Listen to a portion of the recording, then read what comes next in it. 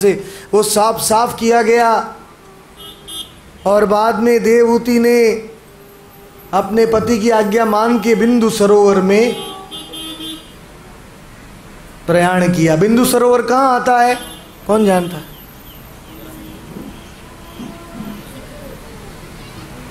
कोई कहता है सिद्धपुर में आता है, गुजरात में, और भुवनेश्वर में भी है बिंदु सरोवर।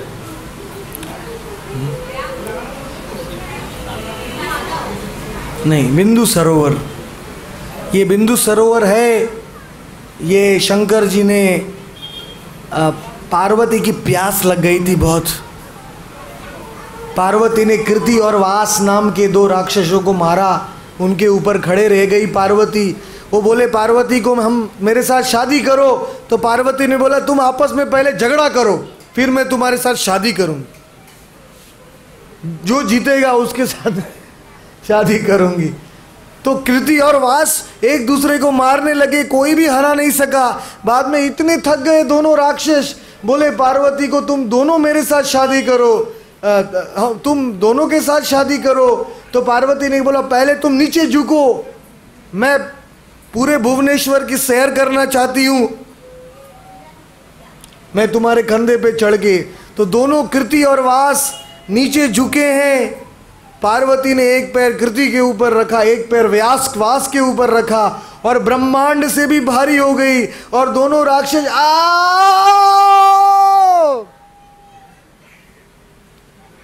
करके मर गए दोनों राक्षस। इतना वजन हो गया पार्वती का।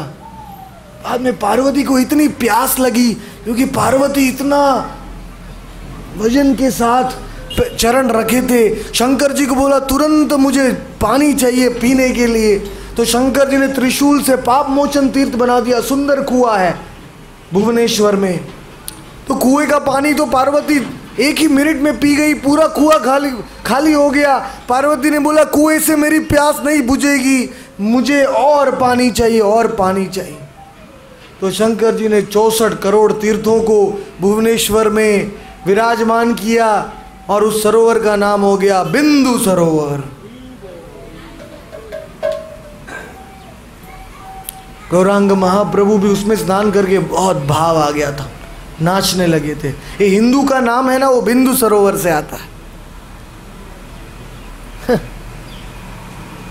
एक सिंधु नदी है अफगानिस्तान में, और ओडिशा में बिंदु सरोवर है। तो दोनों के बीच में जो रहते हैं उनको हिंदू कहा गया है।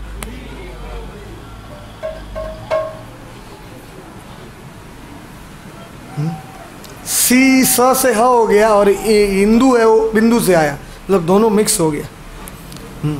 तो उसका नाम हो गया हिंदू। तो ये बिंदु सरोवर में स्नान किया, और सुंदर आभूषण और सुंदर रस वाले पदार्थ पिलाए देवहूति को।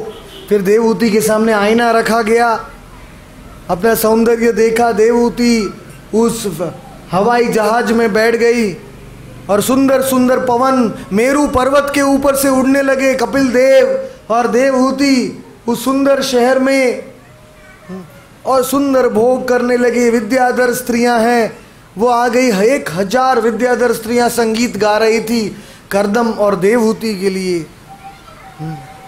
नंदन कानन बगीचा है, चैत्ररथ्य बगीचे आदि ब्रह्मांड के सब जो हिल स्टेशन हैं, पृथ्वी के ऊपर जो हिल स्टेशन है, वैसे पूरे ब्रह्मांड में भी अच्छे अच्छे सुरम्य स्थान हैं जहाँ जाके आप भोग कर सकते हैं।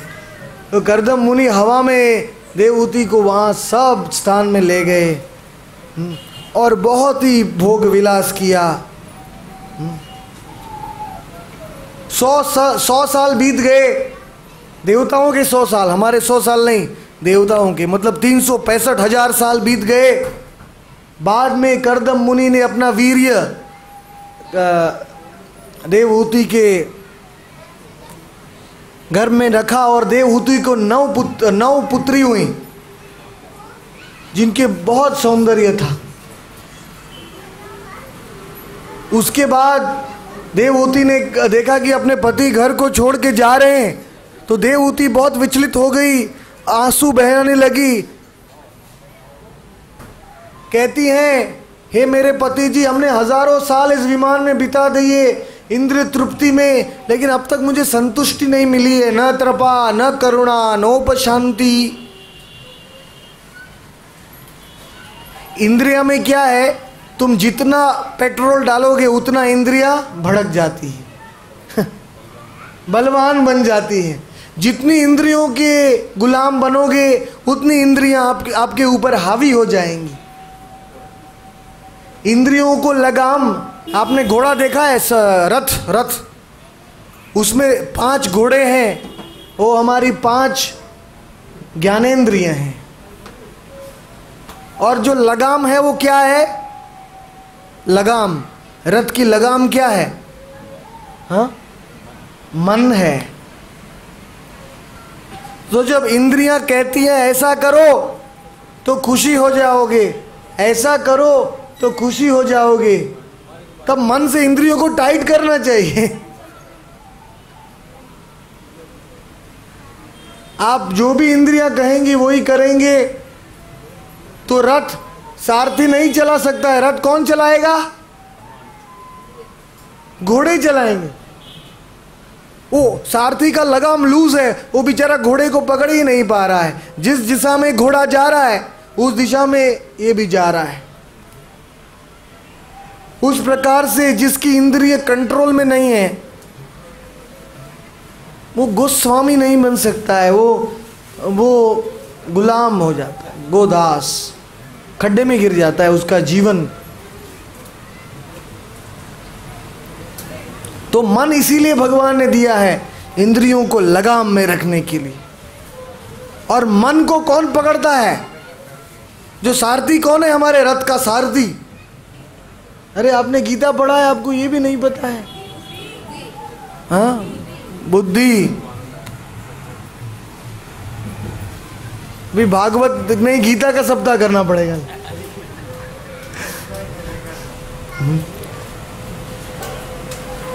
तो जो सारथी है वो बुद्धि है। इंद्रियाणो परण्याहुर मनतस्तु परा बुद्धि, यो बुद्धि परतस्तु सा।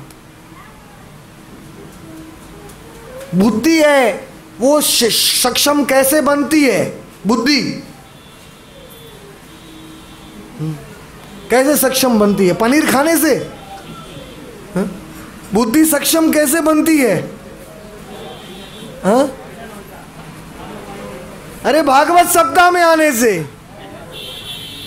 इतना सिंपल उत्तर है। अब सत्संग सुन रहे हैं तो बुद्धि स्ट्रांग हो रही है आपकी, फिर बुद्धि मन को कंट्रोल में रख सकती है। अरे नहीं, गुरुजी ने कहा था ऐसा तो पाप है, ये नहीं करना चाहिए, मन को चुप कराती, पकड़ो लगाम को। तो इसलिए देवहूति को बाद में अनुभव हुआ कि हमने इतना भोग किया, हजारों साल तक, 1000 साल तक उस महल में, तो भी आनंद सुख शांति नहीं मिली। तो हे करदम जी, मुझे एक ऐसा संतान दीजिए जो संतान मेरा उद्धार करेगा, आप मत जाइए। तो करदम मुनि ने कहा, हे देवहूति चिंतित मत हो, परम परमेश्वर भगवान का वचन है कि तुम्हारे संतान के रूप में आएंगे और तुम्हारा शोक दूर करेंगे, दुख दूर करेंगे। इस प्रकार से करदम मुनि ने देवहूति के गर्भ में भगवान का अवतरण कराया और आकाश में सुंदर यंत्र बजने लगे, गंधर्व लोग नाचने लगे। बोले, हे देवहूति, तुम्हारे गर्भ में स्वयं भगवान आए हैं। ब्रह्मा जी भी आ गए देवहूति की स्तुति करने के लिए। तो ये सब लीलाएं बहुत विस्तारित रूप में बताई गई हैं। तो इस प्रकार कपिल देव जी भगवान प्रकट हुए देवहूति के गर्भ से। और जैसे ही कपिल भगवान को देखा तो करदम मुनि ने खुद अपने बालक को प्रणाम किया। बोलो कपिल देव भगवान की, श्रीमद् भागवतम की जय।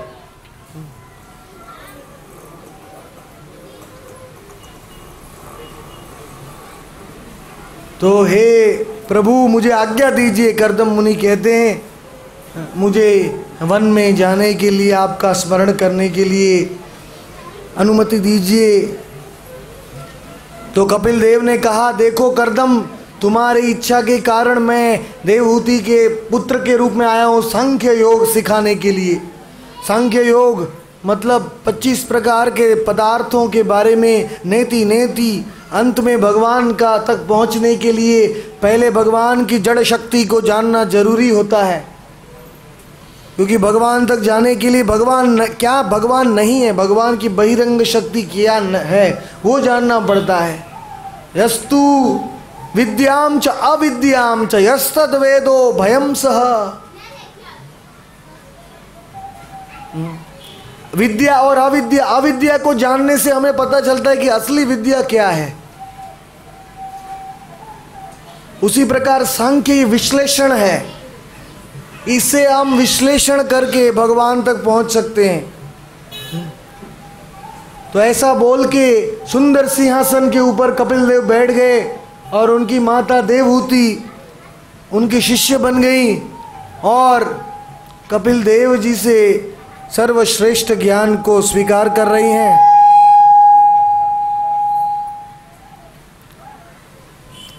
कपिल देव ने कहा, हे माता, ये जो सांख्य योग का ज्ञान है ये भगवान के साथ संबंध जोड़ने का ज्ञान है, और इसमें चेतना, हमारी चेतना को पहले तो जानना है कि चेतना ये जड़ पदार्थ नहीं है। ये हमारी जो चेतना है शरीर में, ये जड़ पदार्थ के ऊपर है, परे है।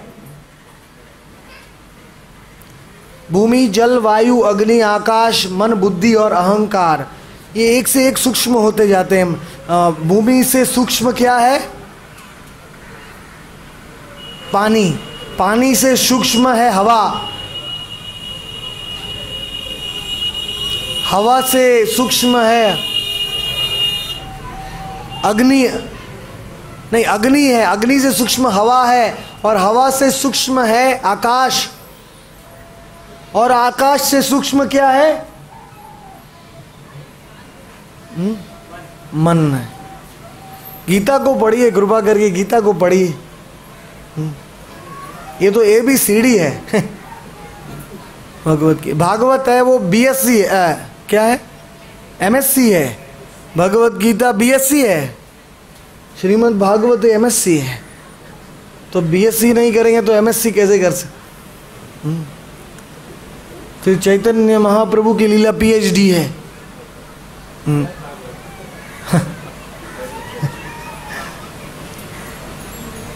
तो मन से सूक्ष्म है, और बुद्धि से और सूक्ष्म है अहंकार, और इन सब 8 पदार्थों से और सूक्ष्म क्या है? क्या है?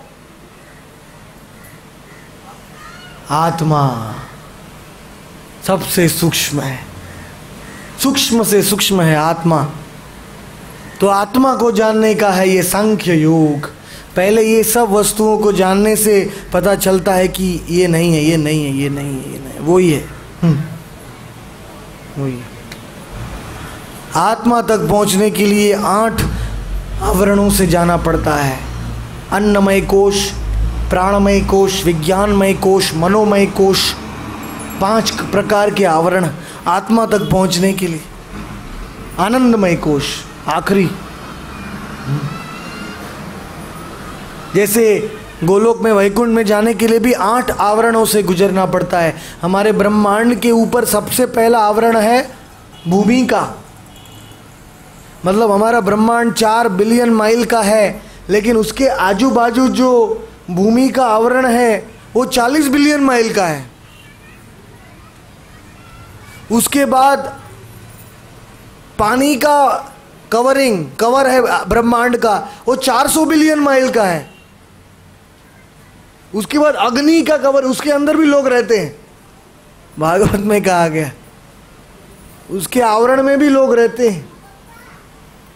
400 बिलियन माइल, 4000 बिलियन माइल, कितने ब्रह्मांड। तो अंदर जैसे नारियल होता है ना, अंदर बहुत छोटा होता है, उसका ऊपर का चीज बहुत मोटा होता है। देखा है आपने? अंदर खोपरा तो बहुत छोटा होता है, ऊपर मोटा होता है बहुत। वैसे हमारा ब्रह्म अंड है, ब्रह्मांड बहुत छोटा है अंदर से, लेकिन उसकी आवरण बहुत ज्यादा है। ये आवरण ज्यादा क्यों बनाए हैं भगवान ने? इतने मोटे मोटे आवरण क्यों बनाए ब्रह्मांड के? क्योंकि बद्ध जीव को यहां से न निकल पाए। जब तक हम बद्ध हैं तब तक इससे बाहर नहीं जा सकते। सिद्ध पुरुष जब सिद्ध बनते हैं तभी वो, अर्जुन भी नहीं जा सकता था, भगवान रथ में बिठा के अर्जुन को लेके गए थे लोकालोक पर्वत के ऊपर। भागवत में दशम स्कंद में कथा है। तो इसलिए ब्रह्मांड से बाहर निकलना तो बहुत ही असंभव है। हम फंस गए हैं, जैसे जेल में हमेशा के लिए फंस गए हम। कृष्ण भूली जीव अनादिर बहिर्मुख।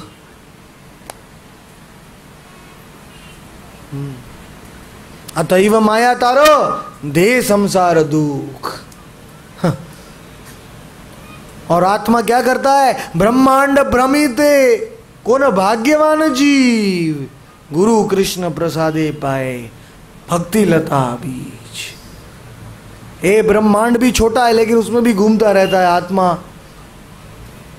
और कोई भाग्यवान आत्मा का कल्याण विट्ठलवाड़ी में रहता है, वो भागवत सप्ताह में आता है। गुरु और कृष्ण का कृपा मिलता है, कथा में आता है। भाग्यवान जीव है जब पिछले जन्मों का पुण्य एकत्रित हो जाता है, फिर भागवत सप्ताह सुनने का चांस मिलता है। थोड़ा सा ताली बजाइए। चांस मिल रहा है तो खुश होना चाहिए, ताली बजा। तो ये दुर्लभ है, बहुत दुर्लभ। कौन भाग्यवान जीव? ब्रह्मांड भ्रमित कौन भाग्यवान जीव?